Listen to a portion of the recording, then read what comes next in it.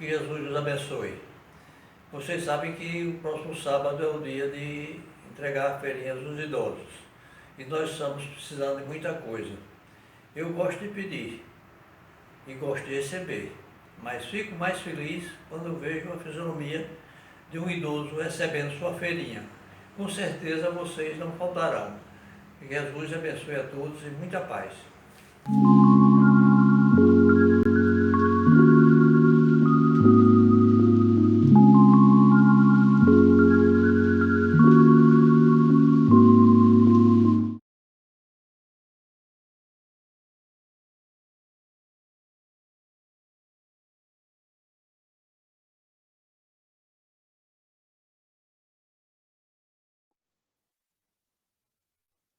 Queridos irmãos, de Ideal Espírita, nós estamos felizes por poder renovar a nossa apresentação junto a todos dessa cidade tão querida. Nós vamos fazer uma prece inicial e logo em seguida apresentar a todos o capítulo 11, Amai ao próximo como a ti mesmo. Mestre Jesus, nosso guia e mestre, nós te agradecemos pela oportunidade que estamos tendo de poder apresentar aos nossos irmãos queridos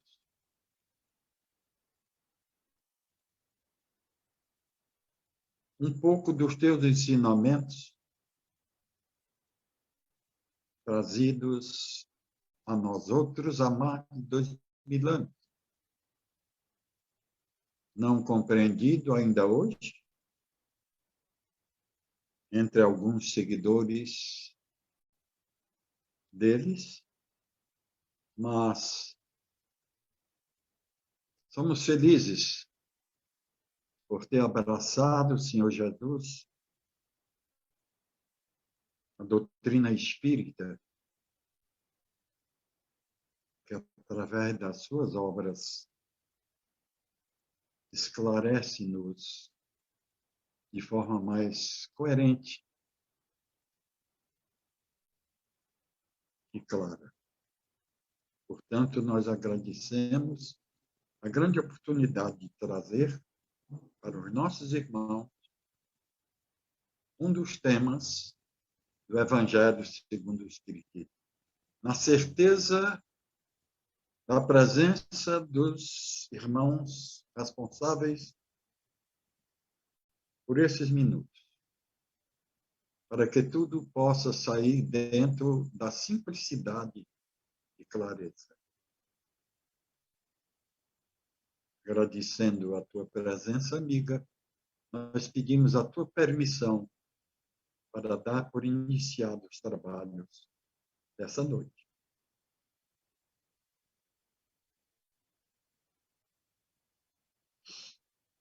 Queridos, o tema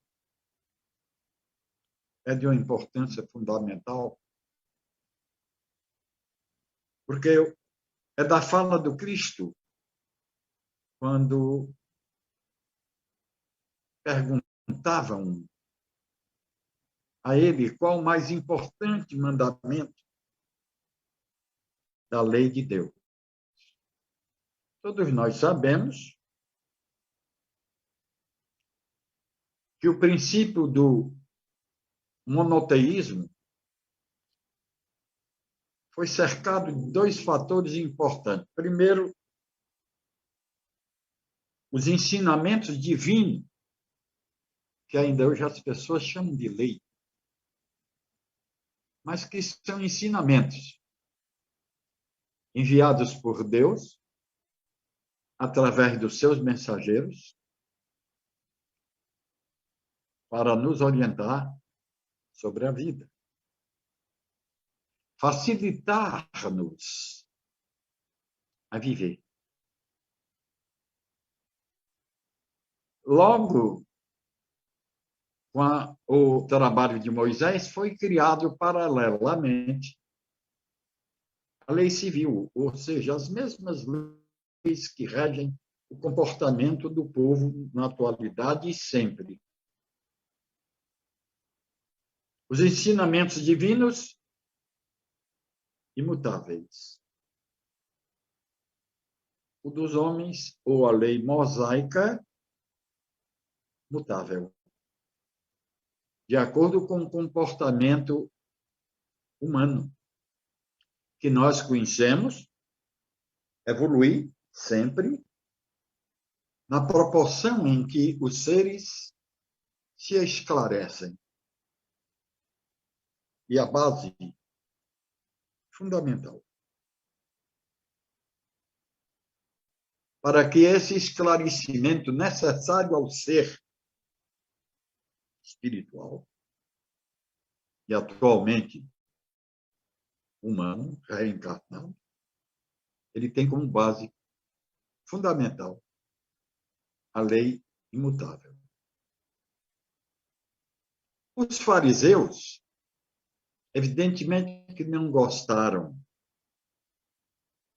das expressões do nosso Mestre Jesus, porque elas apresentavam um conflito de ideias e de comportamento ético, atrapalhando efetivamente a linha de conduta dos fariseus, que tinham na religião, implementada há 1000 e poucos anos, a forma de conduzir o povo à salvação.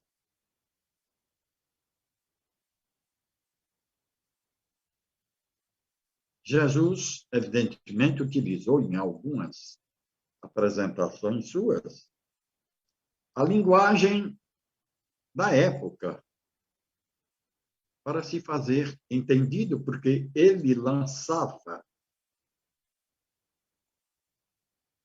um fato novo, um comportamento diferenciado, interpessoal, para que as pessoas entendessem a base fundamental do seu trabalho, que era o amor. Então, os fariseus perguntaram qual era o mandamento mais importante. E ele respondeu: amarás o Senhor teu Deus com toda a força da tua alma, com toda a força do teu espírito. E vem aqui um segundo. Ele prolongou: amar o próximo como a ti mesmo, que é tão importante quanto o primeiro. Esses mandamentos resumem toda a obra dos profetas. O que é que nós podemos entender com essa informação? É que se nós amarmos ao próximo como nós amamos a nós,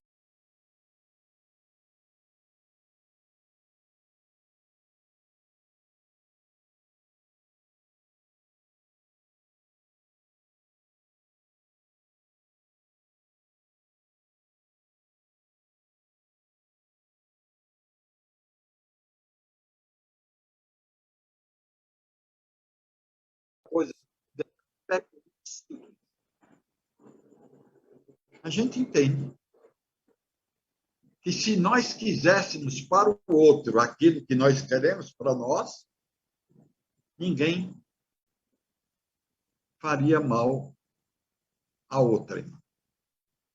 Era o suficiente, seria o suficiente. E esse comportamento Jesus chama de amor.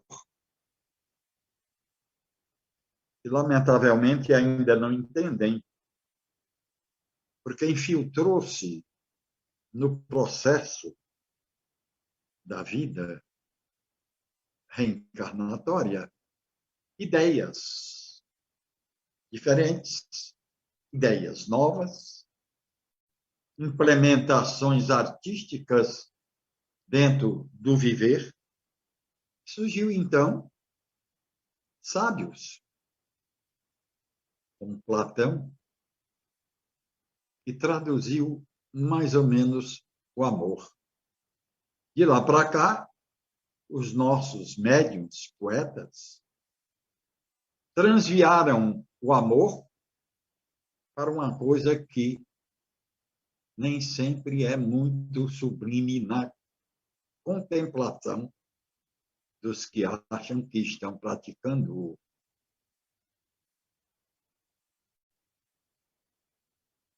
Amar não é apossar-se,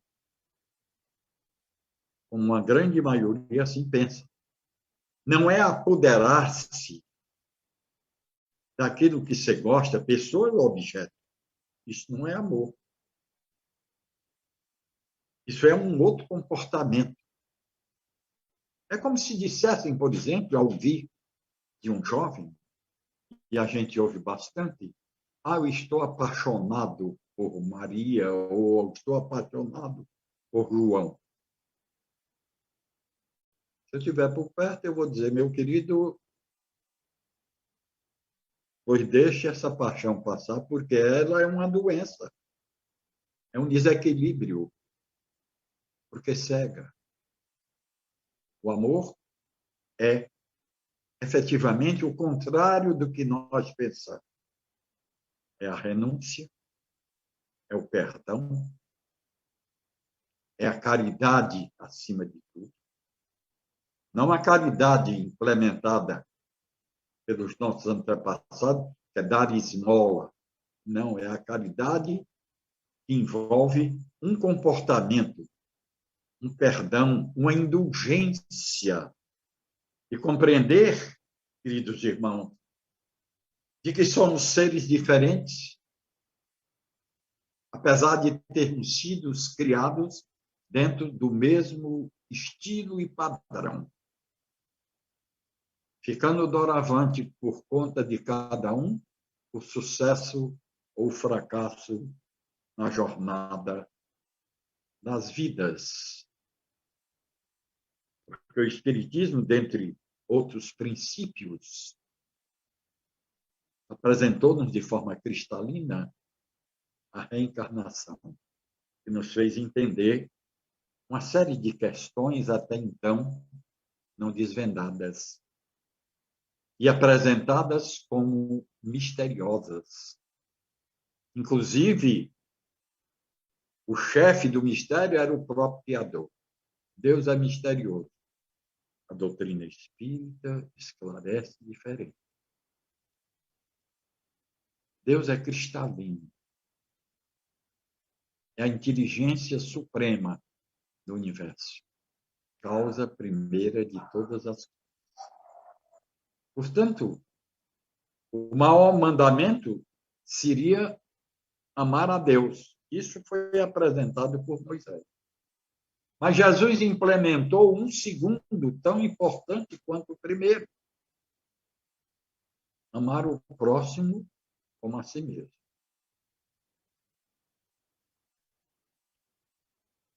Falamos no início das leis ou ensinamentos divinos e as leis mosaicas, que foram criadas para adotar um procedimento comportamental do seu povo. E Moisés costumava comunicar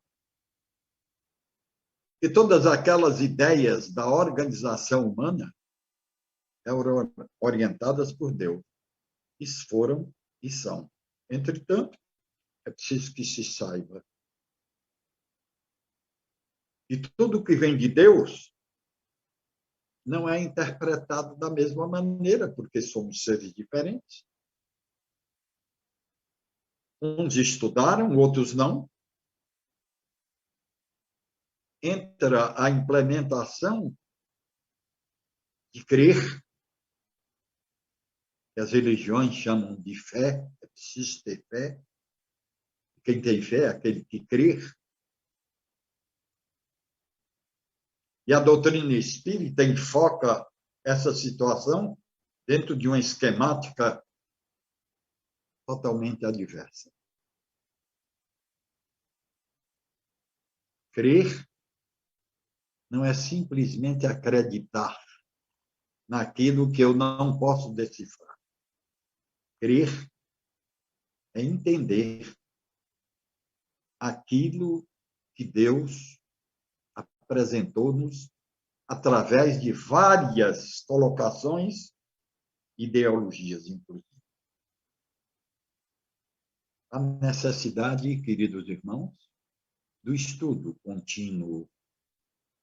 A necessidade, queridos irmãos, da mente aberta para a renovação de ideias e conceitos.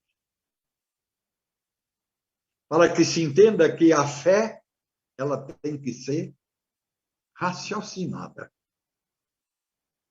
E não simplesmente eu crer naquilo que eu não entendo. Seria uma fé cega. A fé é convicção. E a convicção só pode nos chegar se analisarmos os fatos, a história, a apresentação das filosofias, das ideias, que em muitas circunstâncias foram tidas como ideias humanas, e nós sabemos que elas não existem, porque ela vem do espírito e não do cérebro. Da mesma maneira que o amor não vem de um órgão que a maioria pensa vir, o coração. O coração não tem nada a ver com amor. O coração é uma bomba que manipula o sangue e o transmite para o resto do corpo. Sem ele, nós estaríamos desencarnados. Mas por que os antigos ligaram isso? É preciso que a gente debata e procure dar opiniões. Não somos o dono da verdade, mas eu acho que pelo fato de quando nos emocionamos, o coração bate mais rápido. Seja qual for a emoção, alegria, tristeza. As pessoas, de forma inteligente, ligaram a emoção ao coração, achando que ele é o responsável. Não.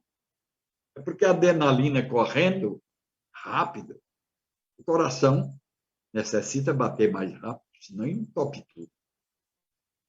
Só isso. Quem ama é o espírito, é a mente, não o cérebro. Fazendo essas reposições das ideias, nós vamos também encontrar uma forma de entender sobre o amor e sobre as leis que precisam ser mantidas. Porque um povo em evolução é um povo que obedece regras, é um povo comportado. Então, nós vamos entender. Os fariseus, lamentavelmente, não tinham ainda a ideia, porque aquilo que era gerado da lei dos homens, como a cobrança, por exemplo, dos impostos, e talvez nós, brasileiros, sejamos os campeões de tanto imposto para pagar, os fariseus tinham o ódio. A cobrança do imposto imposta pelos humanos. Sim, eles não gostavam. E como acharam interessante lançar o Cristo contra Roma, em princípio, que era o dominador do mundo na época, perguntaram se era justo pagar imposto a César ou aos romanos. Jesus entendeu a malícia da pergunta. Entretanto, fez a seguinte questão: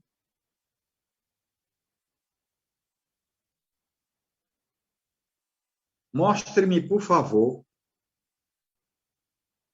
a forma de pagar o imposto. Mostraram, então, a moeda.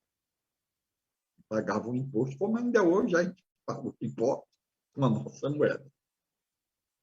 E Jesus perguntou: o que está nessa moeda? Que esfinge? A esfinge é de César.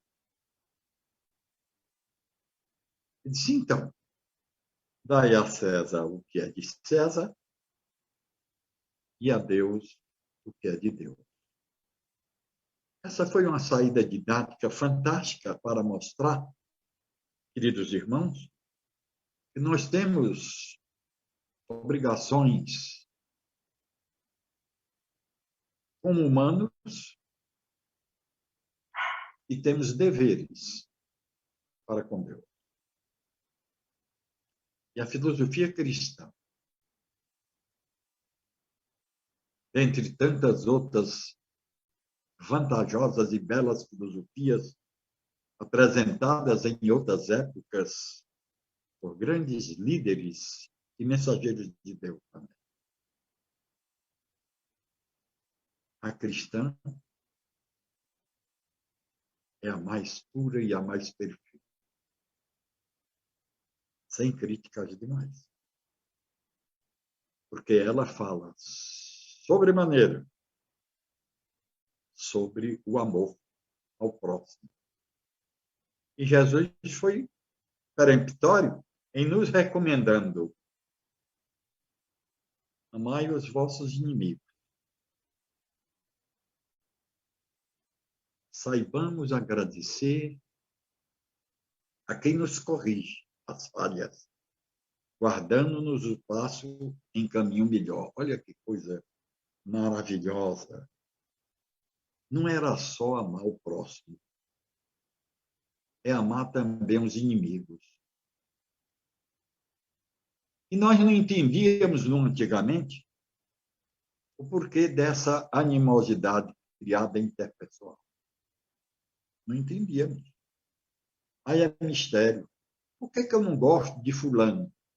Outros diziam: mas eu nunca vi essa pessoa, é a primeira vez e não me simpatizo. Também não entendiam. A doutrina espírita nos esclarece a causa, para que entendamos o efeito.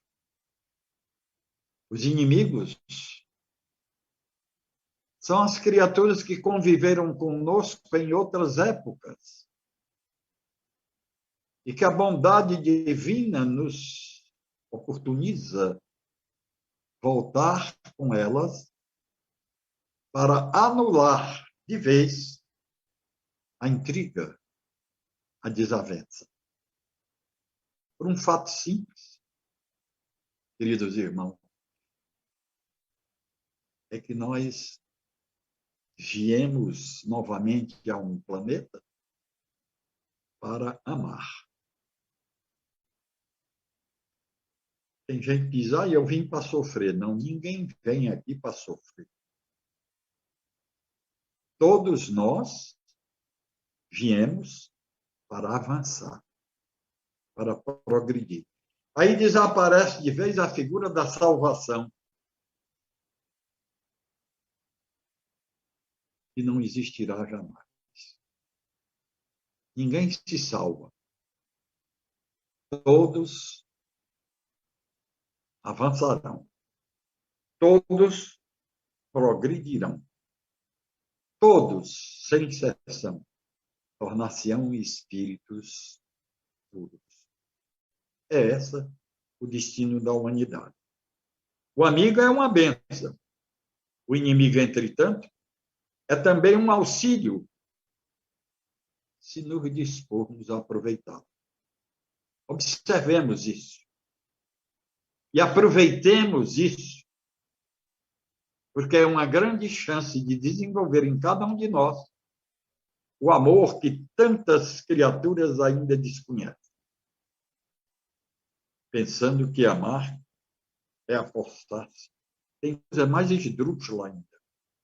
Matei por amor. Já ouvi essa frase saindo de lábios de pessoas adultas e, coitados, desavisados. Quem ama, não mata.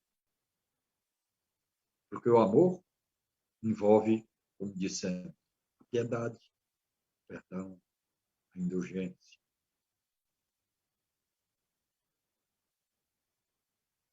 Erro. Todos nós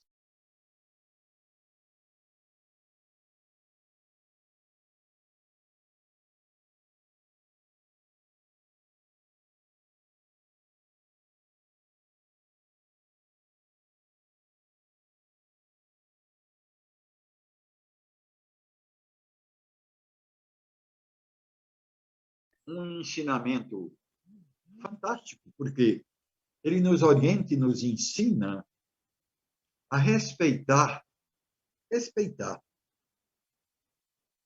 o erro alheio.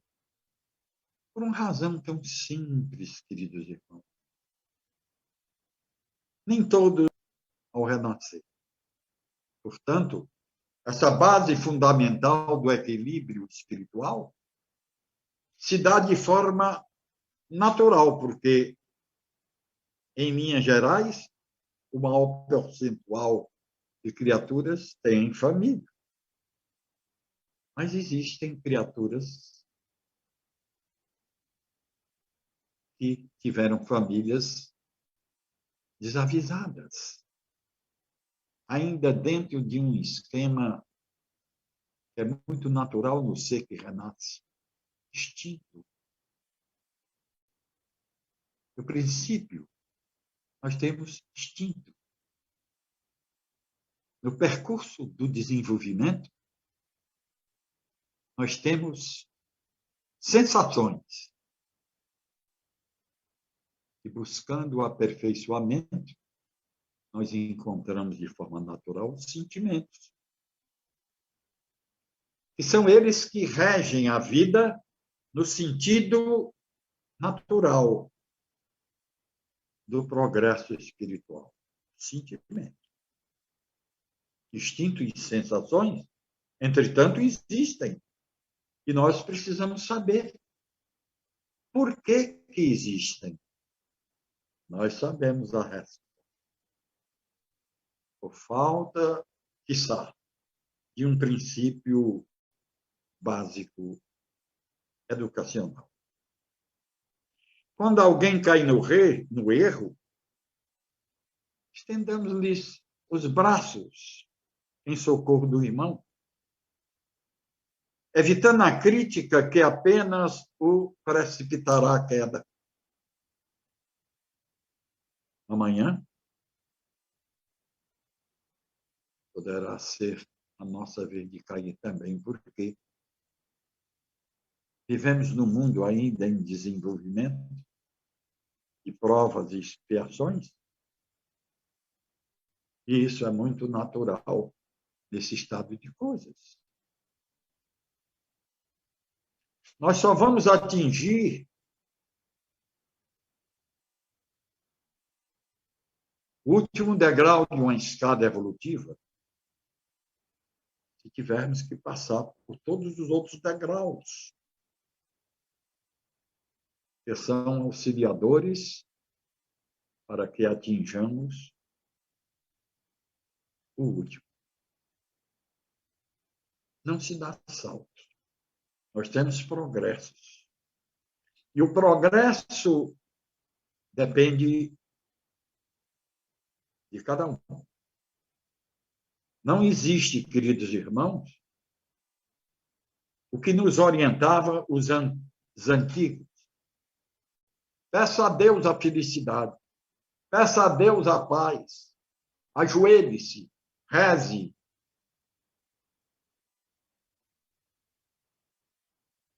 A paz e a felicidade não é doação, é conquista. Nós temos que nos esforçar para isso. E não podemos dizer que o nosso Pai nos abandonou. não nos ensinou como atingir a esse estado. Pelo contrário, há milênios ele envia mensageiros dos mais variados níveis e que as pessoas, por acomodação, talvez,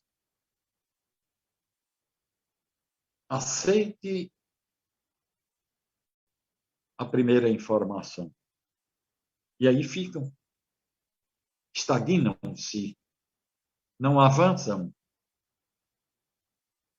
E no futuro, com certeza, desculpem, não tem a quem culpar. O Espiritismo não efetua aos seus adeptos qualquer experiência. Todavia, quem toma consciência de seus postulados sente-a naturalmente constrangido a ceder cada vez mais. Sabe por quê? Porque ela é direta, ela é cristalina, não tem subterfúgio, não tem dogmas, não tem chefes.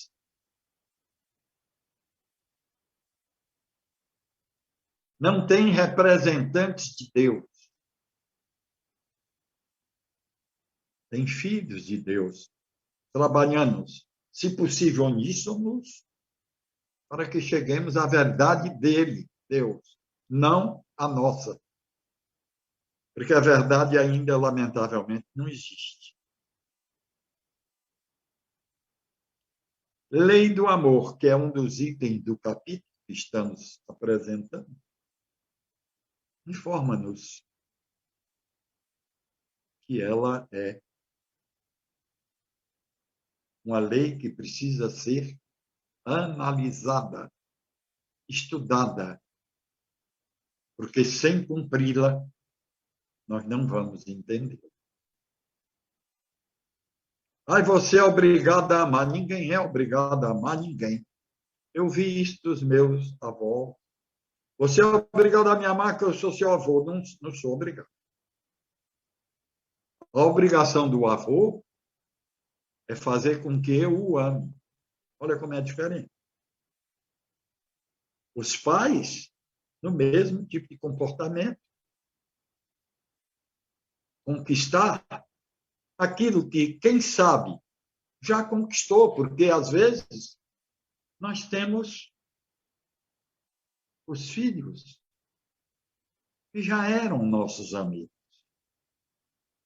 Mas também, queridos irmãos, bem da verdade, nós somos testemunha disso em vários lares, existem os filhos que não eram nossos amigos, pelo contrário, eram nossos inimigos.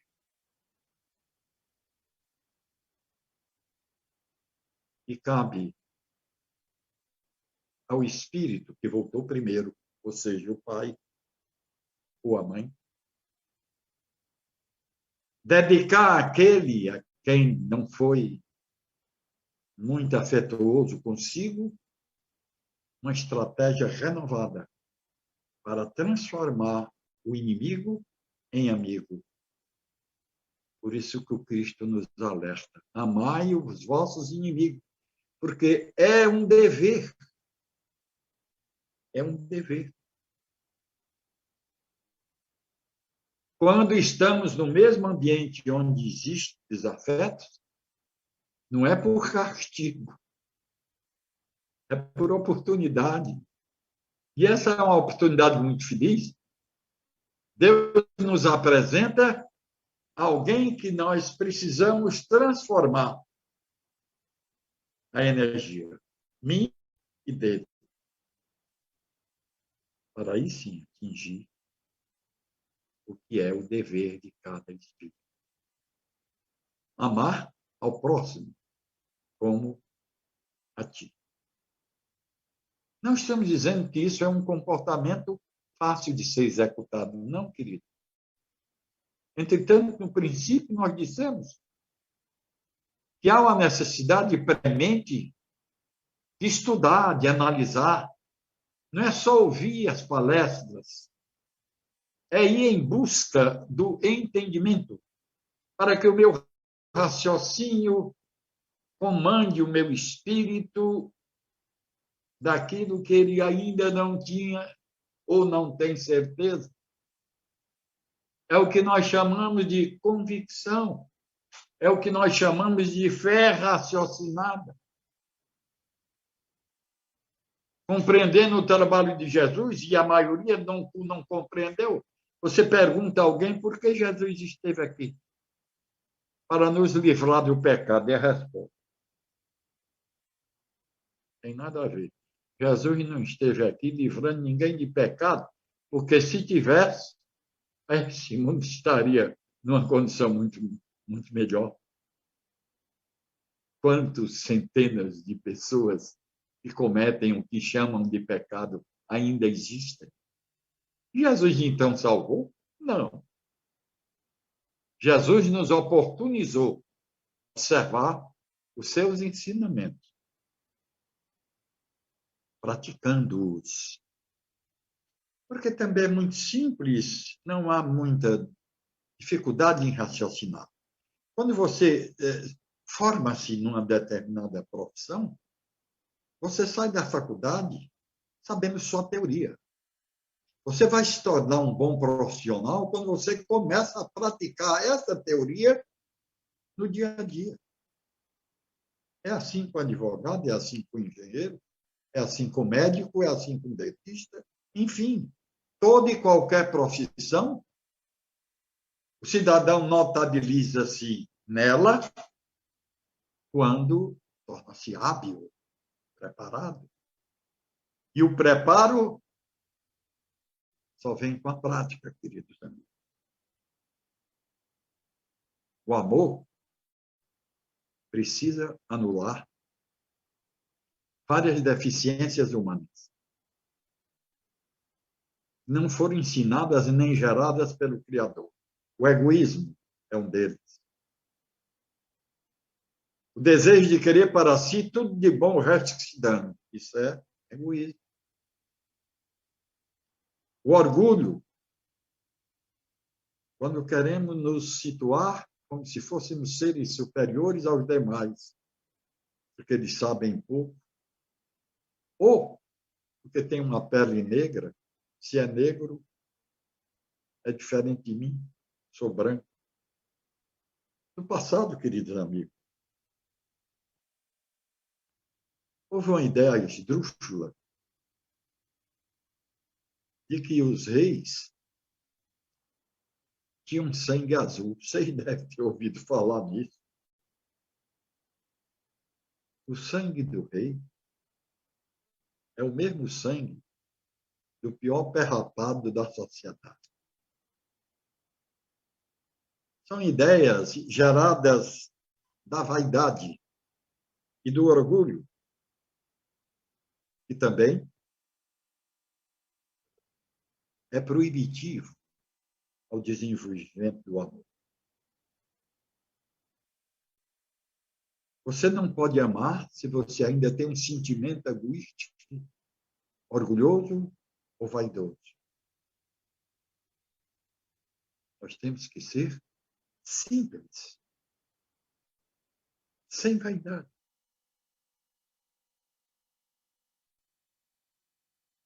Eu preciso me vestir bem. Sim, precisa, deve se vestir bem.